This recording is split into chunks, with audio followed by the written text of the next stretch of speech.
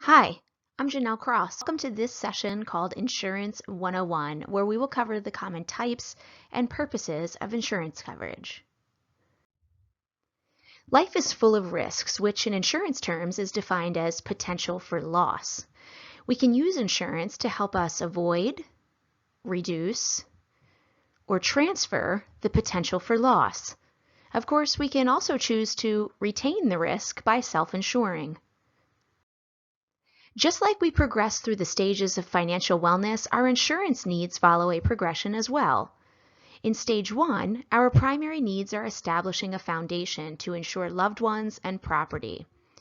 In stage 2, we might have more property to insure, but might need to increase our insurance coverage to protect things like college or preserving investment assets. Finally, in stage 3, insurance is used to protect our retirement income or as part of an estate plan, or perhaps to execute a charitable giving strategy. The types of coverage most important in the financial safety stage are health, auto, homeowners and renters, and life insurance. The types of protection most important in the wealth accumulation stage are additional life insurance, disability insurance, and estate items like writing your wills and setting up trusts. The types of protection most important in the financial freedom stage are insurance for medical expenses like long-term care and also supplemental life insurance, which can be part of an estate plan. Let's start with health insurance. For many, health insurance comes through your employer. During an open enrollment period, you choose from a variety of options. So be sure you fully understand the options before you select your coverage. Let's touch on a few types of options you might encounter. First, health savings accounts or HSAs. Think of these as spend and save later accounts. These are tax advantage accounts that allow you to set aside enough money to cover the annual deductible for your insurance coverage. Then if you have a medical situation, you can use these dollars tax-free. This helps avoid blowing up your budget or going in debt when you face a medical emergency. Next, flexible spending accounts or FSAs. These are the use it or lose it accounts. You set aside dollars that you can use tax-free throughout the year for things like medical expenses and sometimes even daycare costs. Then there's health reimbursement accounts or HRAs, which are for medical expenses only. Think of these as spend first, then get reimbursed accounts. You usually need to submit proof of medical expenses in order to receive your reimbursement. At age 65, you'll join Medicare. If you're still working, be sure to understand whether your employer requires you to establish Medicare as your primary insurance or whether you can wait to apply until after you retire. Note there is a window during which you need to apply for Medicare.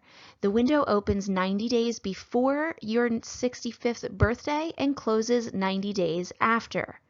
If you fail to apply during that window, there are penalties, so stay on top of this important task. When you retire, consider meeting with an insurance specialist to evaluate your need for insurance over and above Medicare, called Medicare Supplement or Medigap insurance. One note regarding HSAs. Most folks use these accounts to save dollars to spend on their annual deductible, but they are also a powerful wealth building tool. HSAs are one of the very few ways to receive a triple tax benefit. You take a deduction for the contributions you make to your HSA. The dollars in your HSA grow tax deferred, and when you make withdrawals for qualified expenses, those withdrawals are tax-free. So if you can pay your medical expenses without tapping into your HSA, you can use that account as a supercharged investment account for healthcare expenses you'll incur during retirement. Now let's talk about protecting stuff, which includes coverages like home and auto, and these types of things are collectively called property and casualty insurance. Coverage and costs vary widely, so work with an insurance agent.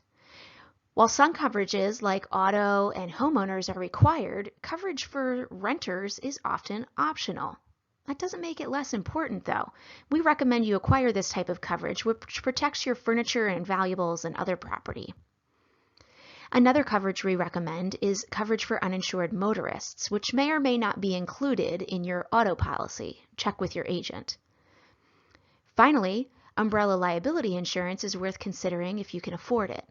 This insurance sits on top of your home and auto coverages and protects against injury and property loss experienced by others on your property. Some people need an umbrella policy more than others. Personal liability risk factors include owning or renting out a property, employing household staff, having a trampoline, a hot tub, or a swimming pool, hosting large parties, for example. Also, having a teenage driver puts you at increased risk. Basically, the more likely you are to be sued, the more you should consider umbrella insurance. Here are some good P&C insurance habits to build. Reevaluate your coverage every 2 to 3 years. As needs and possessions change, your coverage should change too. Check deductibles. Make sure you're prepared to cover them if necessary. Consider uninsured motorist coverage. And make sure your homeowner's insurance is replacement cost coverage. If you visited the lumberyard recently, you probably know it costs more to build a house today than it did when you moved in. So make sure your policy would provide what you need in the event you have to rebuild. Okay, there's a lot to say about life insurance and many ways to use it within your financial plan, but a detailed discussion is beyond the scope of this session. So we'll focus on 2 general categories of life insurance, the first being term life insurance. Think of this as renting coverage. You pay a set amount for a set time period. And although some policies contain an option to convert to permanent coverage, most of these policies will expire at the end of the term. Because these policies don't accumulate any cash value, this is typically the most affordable type of coverage. We recommend using term insurance to cover risks that have a finite life, for example, your mortgage or paying for kids to go to college. The other type of life insurance is permanent coverage. There are many types of permanent insurance, but most provide benefits so long as premiums are continued to be paid.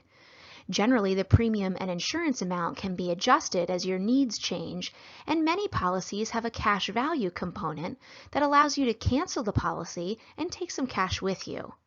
For this reason, these policies are typically more expensive than term. This coverage is used to protect risks that don't have an end date, for example, funeral costs or estate taxes. The most common question we are asked is, how much? As income and assets increase, you'll need to purchase additional life insurance. And while every situation is unique, a general rule of thumb for stage 1 is to have enough insurance to provide loved ones with 3 times your annual salary, plus any significant debts you have. Keep in mind that some student loans are forgiven at time of death.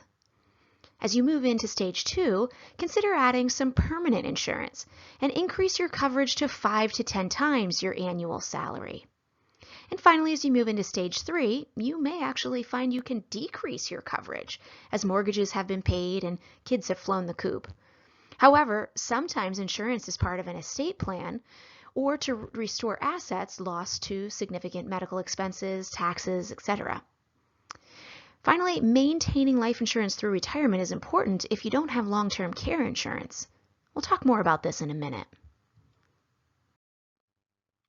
You probably agree that your income is one of your most important resources, but only about 1/3 of Americans feel it's important to insure their income. As you enter the accumulation stage, protecting income takes on a greater importance. A prolonged disability that leaves you unable to work can drain bank accounts and force early liquidation of investment assets. Financial stress can compound your illness and even delay your return to work, which is why disability insurance is important. Like health insurance, disability coverage is often through your employer, so understanding your workplace benefits is critical. Equally critical is maintaining your emergency savings account, since most policies won't pay benefits right away.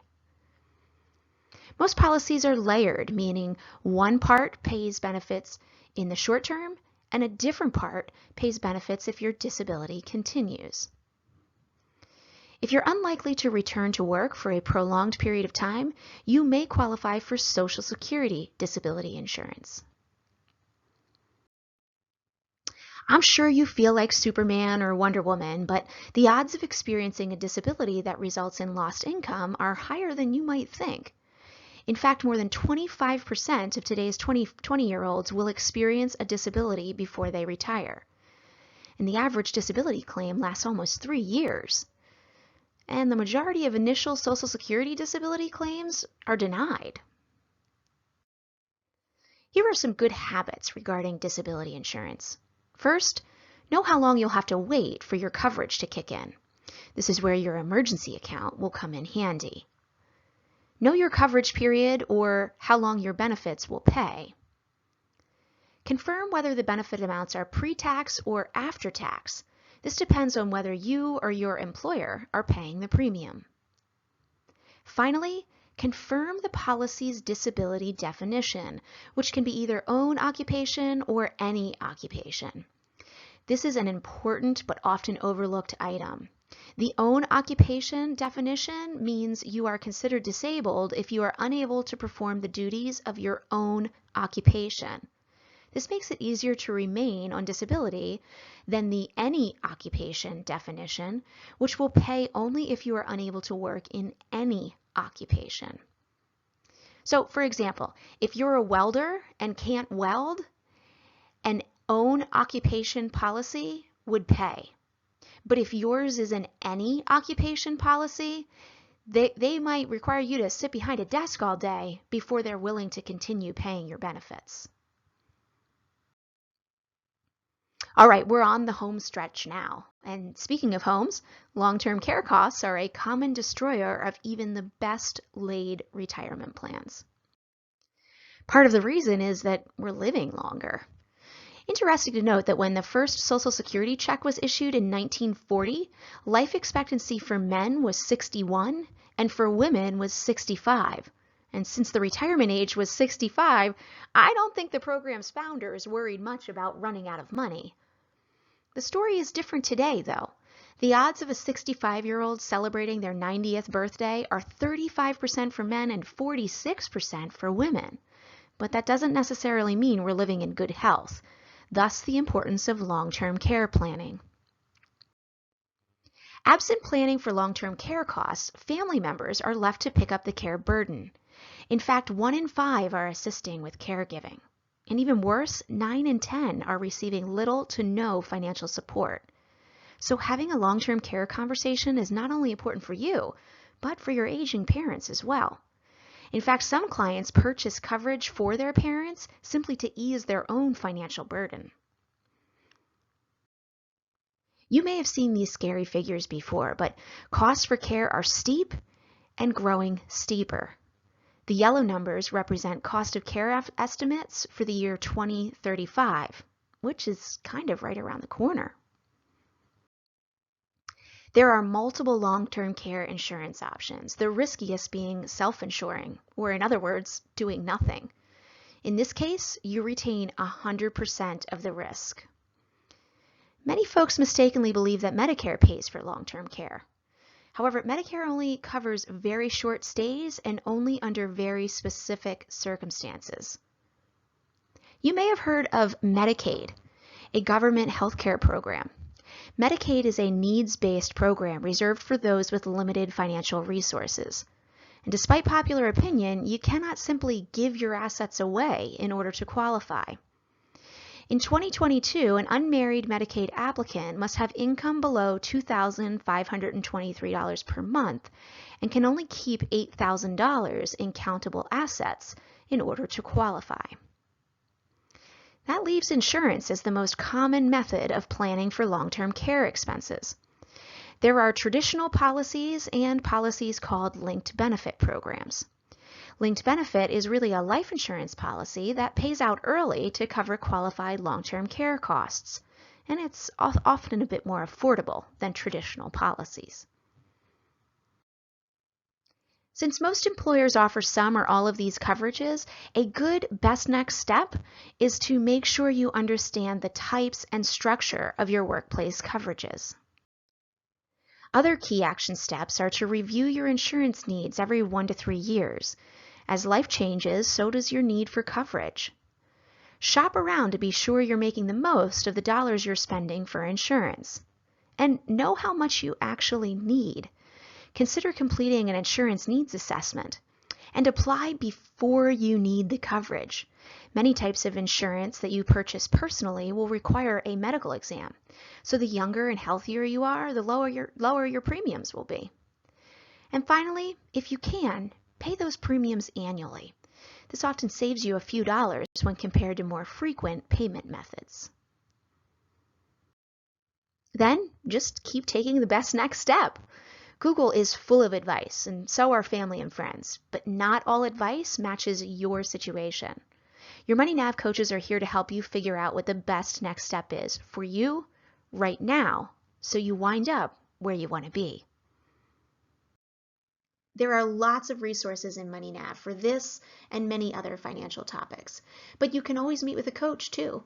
Schedule right from your My Money Nav dashboard or email your financial coach at moneynav.com. If you haven't already done so, a great next step is to complete the Money Nav assessment. Your responses are used to build a personalized set of best next steps or money moves to get you on track and moving forward. Email your financial coach at moneynav.com for a link to your company's assessment.